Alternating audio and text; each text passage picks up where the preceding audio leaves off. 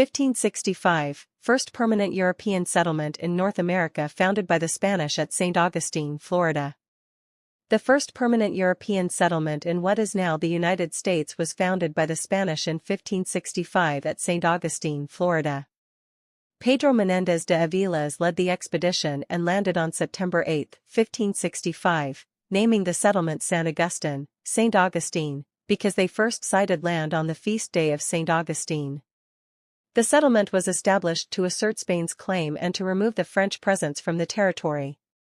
It served as a military outpost and a base for Catholic missionary activities in the region.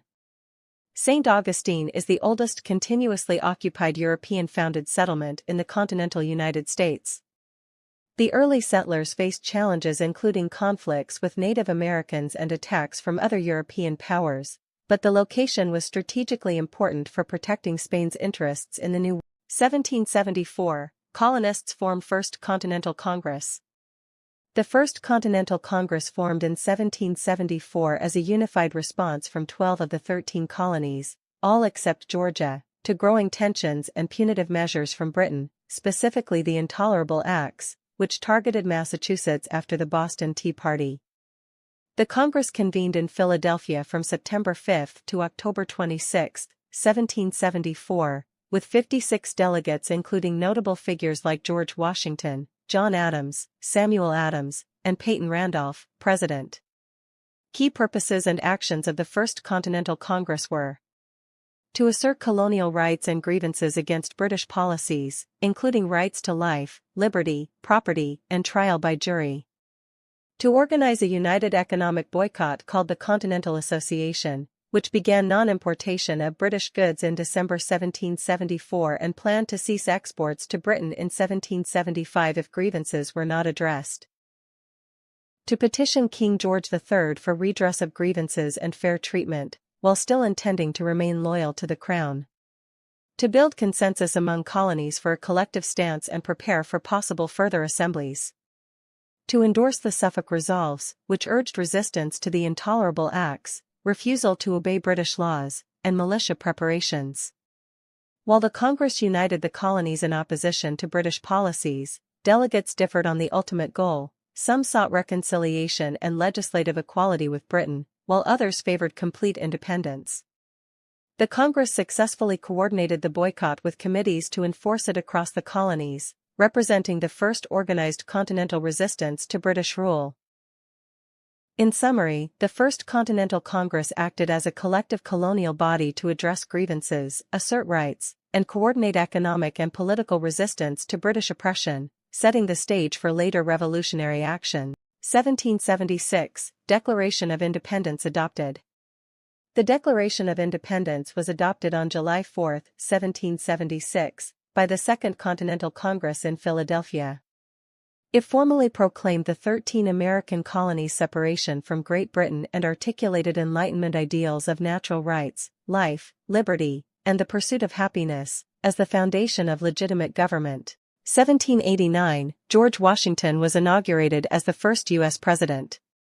George Washington was inaugurated as the first President of the United States on April 30, 1789, in New York City, which was the nation's capital at the time. His inauguration marked the official launch of the new federal government under the U.S. Constitution, setting precedents for presidential leadership and traditions such as the inaugural address. Would you like me to expand on Washington's presidency and key achievements, like the Bill of Rights, neutrality policy, and forming the first cabinet, or keep it focused only on the inauguration event?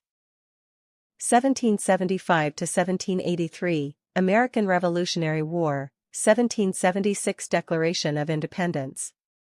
The American Revolutionary War, 1775 to 1783, was fought between the 13 American colonies and Great Britain, resulting in the colonies gaining independence and forming the United States.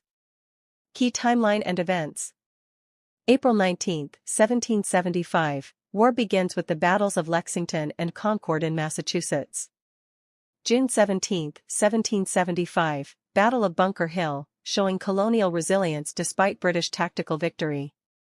June 14, 1775, Continental Army formed, with George Washington appointed Commander-in-Chief. July 4, 1776, the Second Continental Congress adopts the Declaration of Independence, formally declaring the colony's intent to separate from Britain. 1777, British capture Philadelphia. Battle of Saratoga in September-October marks turning point with American victory. Winter 1777 to 1778, Washington's army endures harsh conditions at Valley Forge but emerges stronger.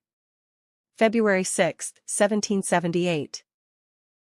France formally allies with the United States, providing crucial military support. 1781, British General Cornwallis surrenders at Yorktown, Virginia, effectively ending major combat operations. September 3, 1783, Treaty of Paris signed, officially ending the war and recognizing U.S. independence. Throughout the war, fighting ranged from New England to the southern colonies and included naval battles and alliances with European powers like France and Spain.